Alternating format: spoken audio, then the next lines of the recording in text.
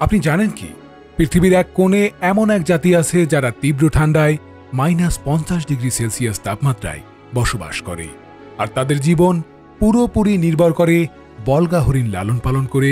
এরা নিনের জাতি। যাযাবর এই জনগোষ্ঠী নিজেদের জীবনধারা, ধর্ম, সংস্কৃতি আর প্রাকৃতিক পরিবেশের সাথে মিশে থাকা পৃথিবীর বুকে এক অনন্য উদাহরণ। তাদের অস্থায়ী কিন্তু অসাধারণ ঘরবাড়ি, চুম কিভাবে শূন্যের নিচে তাপমাত্রায় উষ্ণ থাকে, প্রতিদিনের চ্যালেঞ্জ মোকাবেলায় কিভাবে তারা বরফ কেটে মাছ ধরে আর তা সংরক্ষণ করে, শীতের এই কঠিন সময়ে চরম পরিবেশে এখানকার শিশুরা কিভাবে টিকে থাকে, তাদের ঐতিহ্যবাহী শামানিজম ধর্মের রহস্যময় রীতিগুলো কিভাবে তাদের জীবনকে আধ্যাত্মিক শক্তিতে শক্তিশালী করে তোলে। এই সব প্রশ্নের উত্তর আর নিনের জাতির অবিশ্বাস্য জীবনের গল্প নিয়ে আজকের আয়োজন। ভিডিওটি শুরু করার আগে অনুরোধ করব, এখনও চ্যানেলটি সাবস্ক্রাইব না করে থাকলে এখনই সাবস্ক্রাইব করুন। তো চলুন শুরু করা যাক।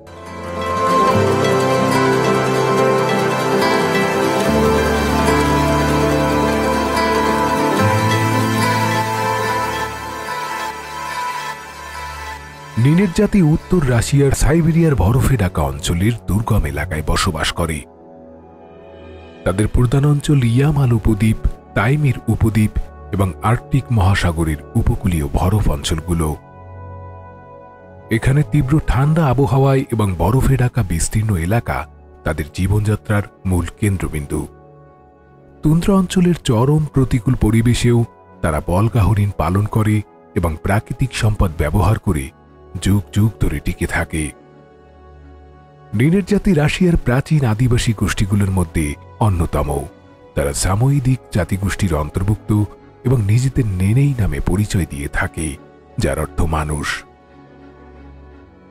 এদের জীবনধারায় কুকুর ও বলগা হরিণ পালন, মাছ শিকার এবং তুন্দ্রার প্রাকৃতিক সম্পদের উপর নির্ভরশীল। তবে তাদের নিকটতম সঙ্গী কুকুর, যা তাদের জীবনযাত্রার অবিচ্ছেদ্য অংশ।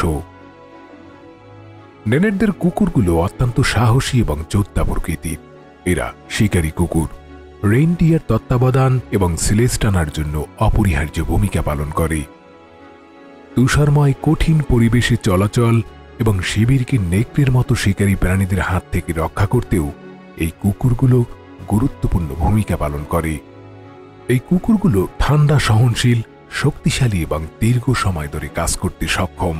নেনেরদের সঙ্গে তাদের সম্পর্ক কেবল কাজের নয়, এটি আবেগপূর্ণ, বন্ধুত্বপূর্ণ।